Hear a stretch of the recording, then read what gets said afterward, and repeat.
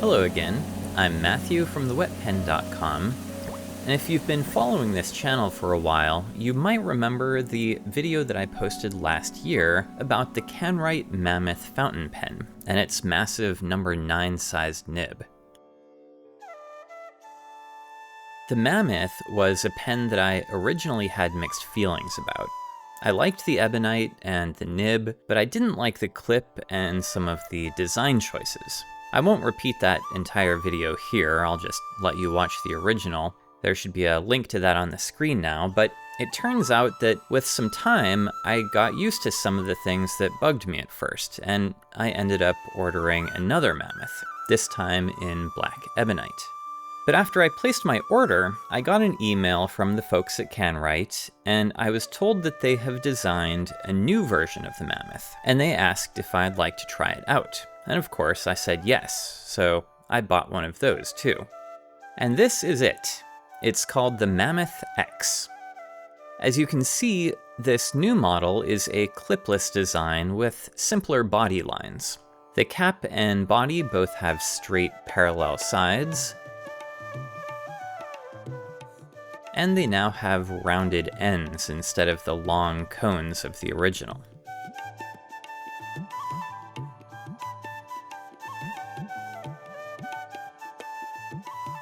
It's a little bit shorter than the original model too. I'm going to put a bit of washi tape on this cap to make the turns easier to count. And this one takes 1, 2, 3, and about 3/4 turns to uncap, which is the same as the original. That's a couple more turns than I'd prefer, but it's certainly not a deal breaker. Underneath the cap, everything is identical between the two pens. The threads are the same, as we just saw, and the grip section is the same also. About 15 millimeters wide at the thick end, tapering down to about 14 millimeters at the narrower end before it flares out. And the section is about 27 millimeters long overall. If those numbers alone don't mean much to you, here's how they compare to a couple of other pens with large nibs, a Jinhao X159 and a Wingsung 630. They both taper gently from about 13.2 millimeters down to about 12.6.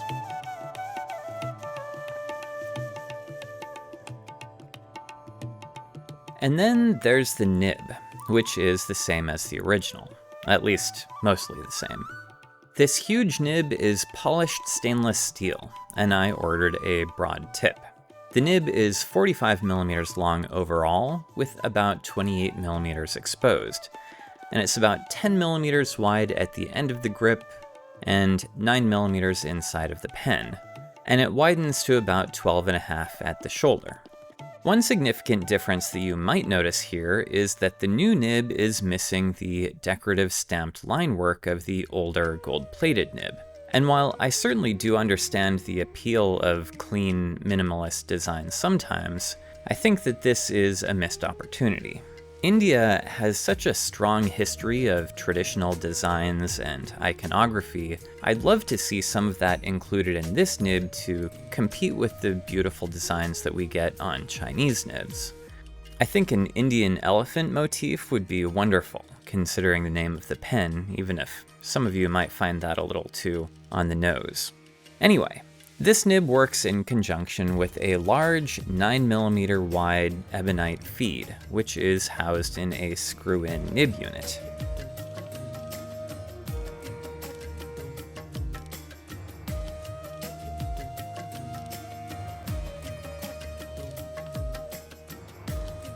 And as we predicted last year, this nib unit has started showing up in the pens of some other Indian brands, like this gorgeous red pen from Lotus. The tipping of this nib is nicely polished, and with the well-tuned nib and the huge ebonite feed, this pen is a joy to write with. The flow is very good, bordering on too wet with very wet inks. This green one is a Krishna ink called Sufi.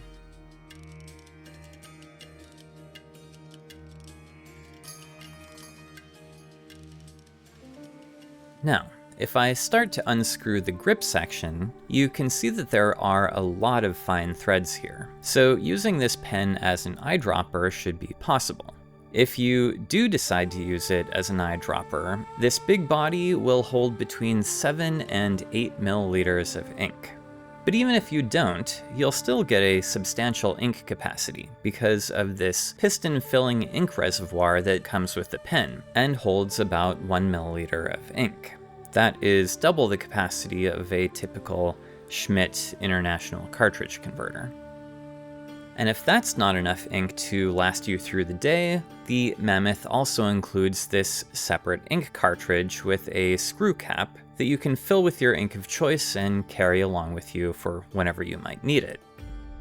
The cap of this cartridge also screws onto the closed end for storage so that you don't lose it, which is pretty clever. This thing holds 2 full milliliters of ink.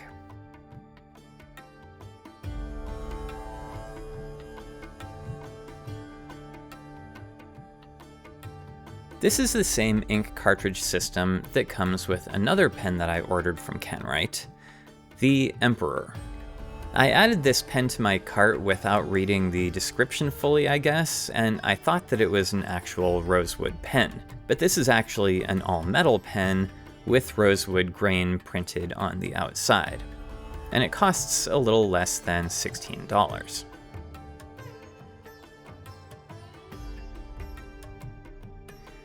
I do have somewhat large hands, but for me, the Mammoth X and the original Mammoth are both really comfortable to write with. I enjoy the heft of the pen, and it's a good size and balance. With ink, but no cap, the Mammoth X weighs about 32 grams. The cap doesn't post on this pen, as you might have guessed from the shape, so you won't be writing that way, but with the cap and the ink all together, the pen weighs about 44 grams. Personally, I like the shape of this new pen, and I appreciate the simplicity, although I'm sure some people would probably prefer a few more curves. I also like the clipless design. I'm a fan of clipless pens in general, but I do think that it would also be a good idea for Kanwrite to offer this pen with a clip in the same style as the one found on this Ranga Splendor. It's a common one on Indian pens, and it can obviously fit pens of this size. I thought that the original Mammoth was a comfortable pen, and the new one is just as comfortable for me, so there's a lot to like about this one. I suppose I should show you how large it really is next to a couple of more common pens. Here it is with a Lamy All-Star and a TWSBI Eco. And here's a Platinum 3776. And finally, here it is with a couple of big Ranga pens. This is my Giant 9B and my Splendor. But there was also one more pen box in my package. Inside this box is a pen of a more typical size, a Kanwrite Heritage. I already own a couple of these, but this one is a pretty cool set of colors.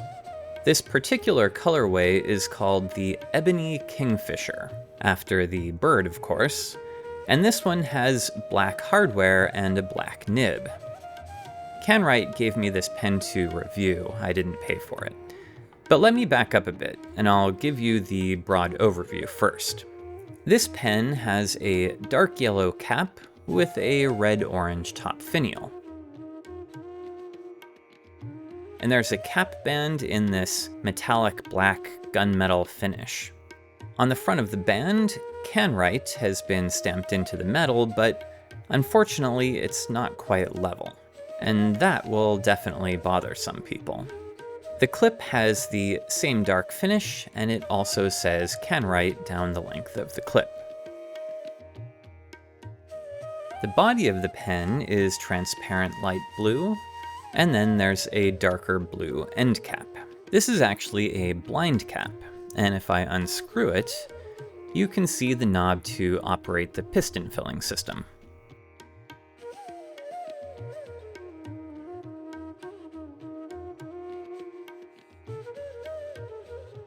And if I unscrew the pen cap,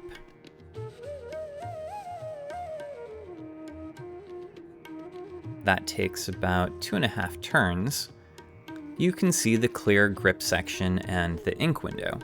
The grip section is pretty typical for a pen this size, tapering down from 12 millimeters to about 11 and then flaring out at the end.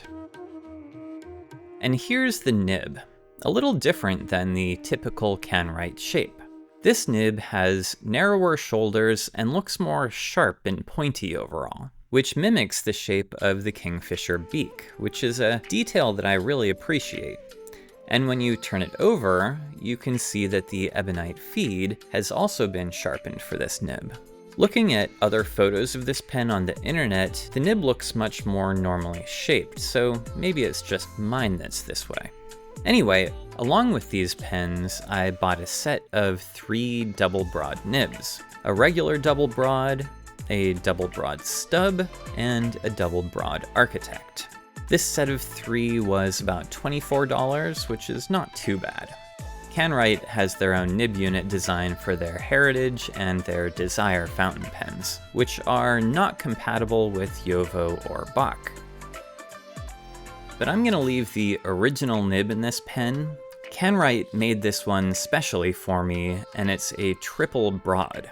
I think I'll fill this with an Indian ink from my collection. I'll go with Sun-Kissed Saffron to match the cap. Let's see how this thing writes.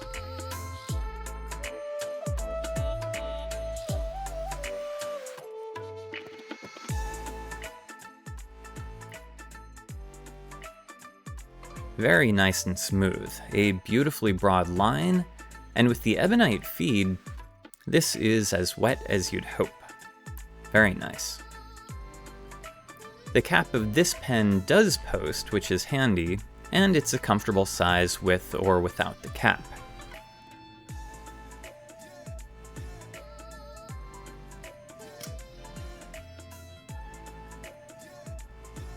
Now, I'm not sure that I'd say that everything about this pen is nice.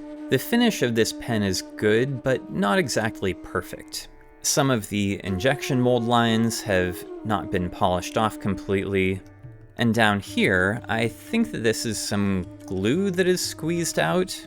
That's the sort of thing that I wouldn't expect to see in a Chinese pen of this price range. And like a lot of Indian fountain pens, this one has a strong and fairly unpleasant odor when you first uncap it. I had always assumed that this smell was from the grease used in the pens, but I've since read that it is actually the type of plastic that they use. A vegetable resin that outgasses for a while and doesn't smell great. Washing it with soap and water does help, and I've generally found that the smell disappears with time, but this will probably bother those of you who are sensitive to smells. And that's about it for these pens. The Ebony Kingfisher costs about $32, like most of the Heritage pens, and as much as I enjoy the pen, it has a lot of steep competition at that price point from some really excellent Chinese pens and a bunch of other really nice Indian fountain pens too. And as it happens, I'm planning on showing you a bunch of those other nice Indian fountain pens over the next few weeks. So if you're interested in seeing them, don't forget to subscribe to my channel, and I'll see you back here again soon with my next video. Take care out there, everyone, and enjoy your fountain pens and ink.